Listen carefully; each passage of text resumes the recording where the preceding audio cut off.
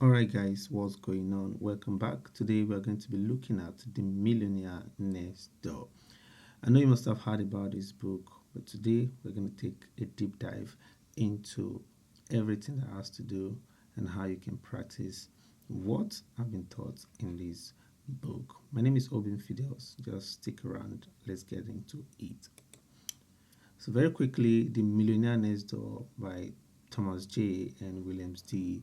explores the habits, behavior, and mindsets of Americans wealthy, like all the wealthy people, the lifestyle, their habits, their mindset, and how they transact their life in order to be very, very wealthy. Have been explored in this book.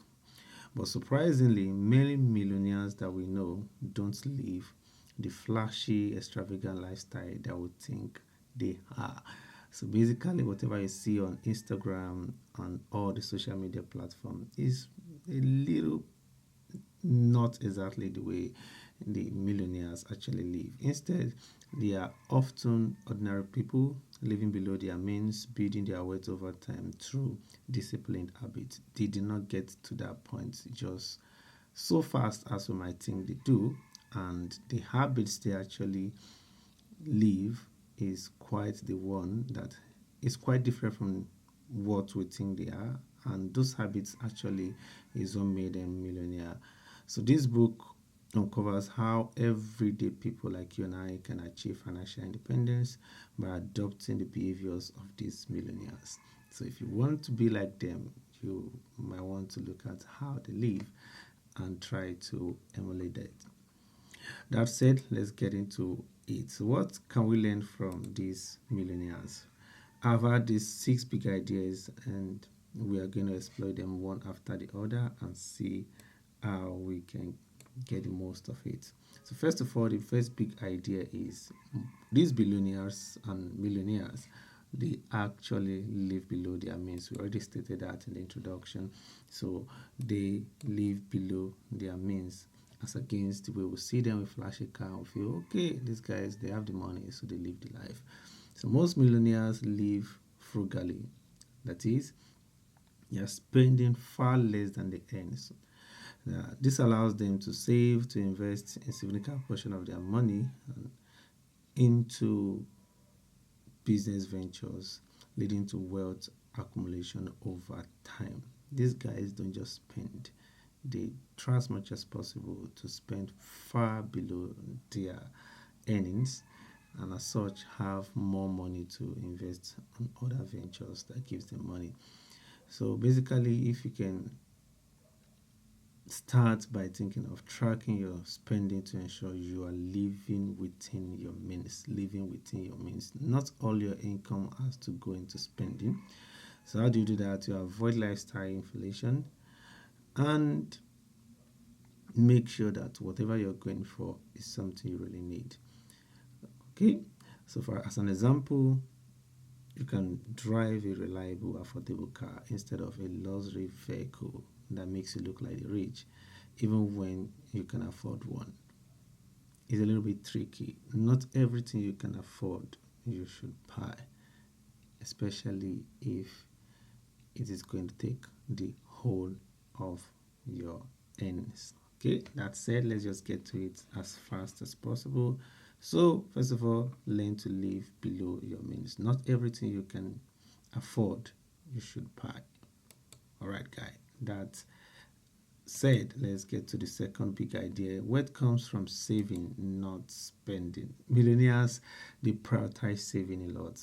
Like, they make sure that they put saving and investing over spending on material things. If you see them buy any material things, it's obviously because they've had so much money that buying those material things will not really affect their saving, affect their investment. So building wealth is about consistently putting money aside for the future, not spending it impulsively. Basically, that's how it works. Not everything you have a notion to buy, you buy. So the millionaires make sure they are not spending impulsively.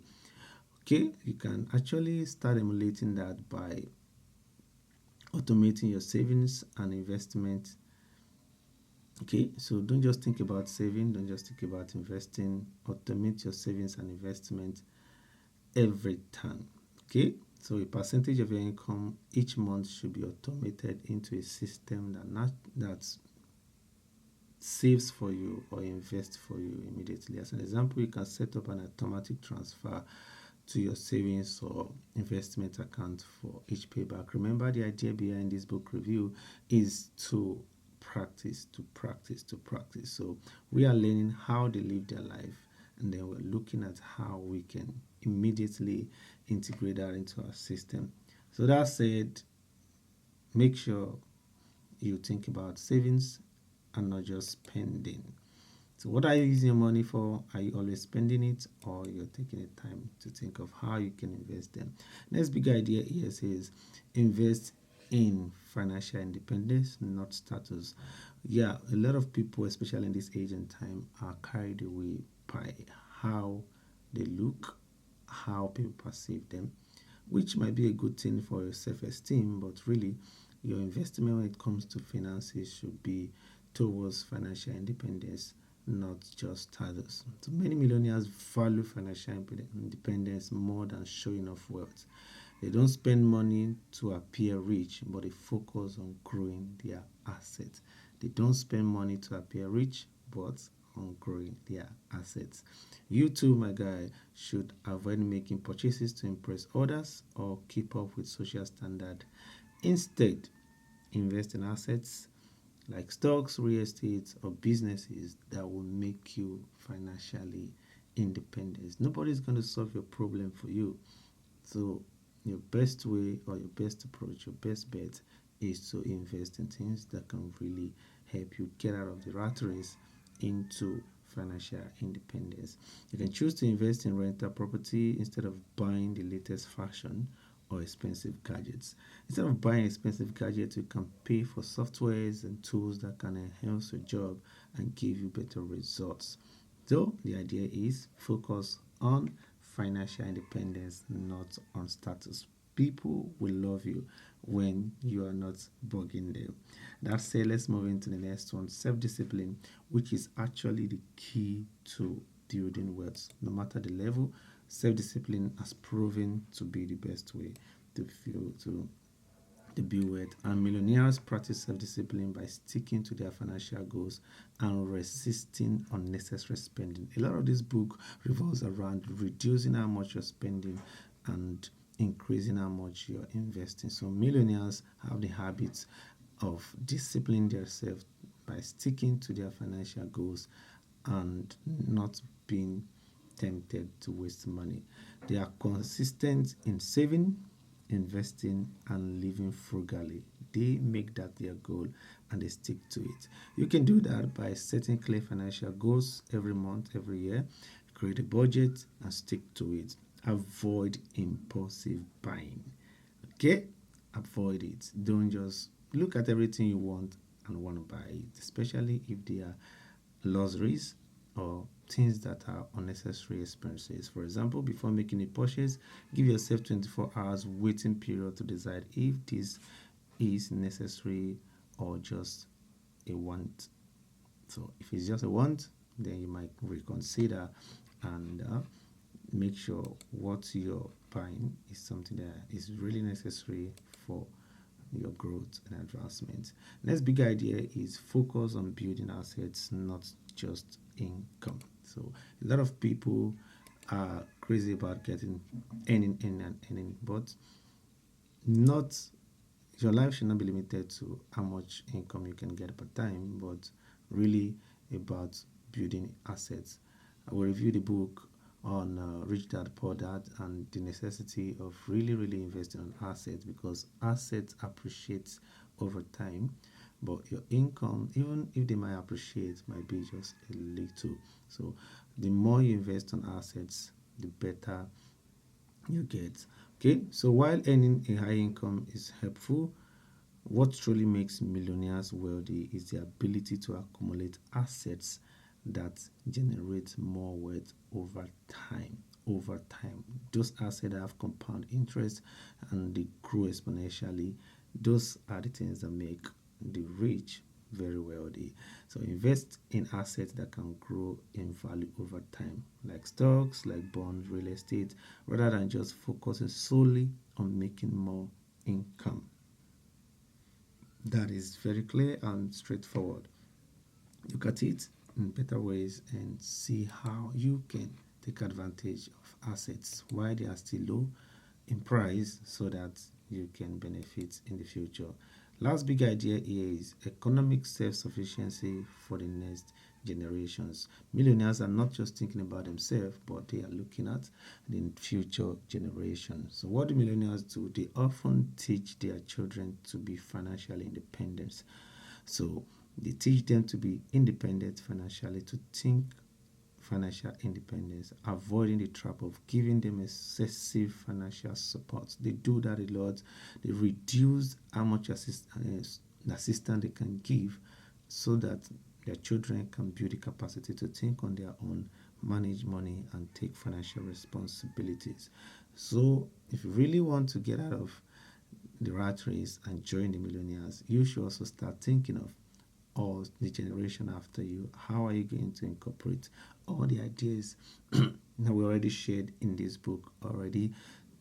Incorporate them into them and make them prioritize financial responsibility as early as possible. So you can encourage financial education in your family, show them books they can read to learn, and show them how you practice savings and investments every single time. So help your child set up their own savings accounts if need be, and match their contributions to encourage responsible savings.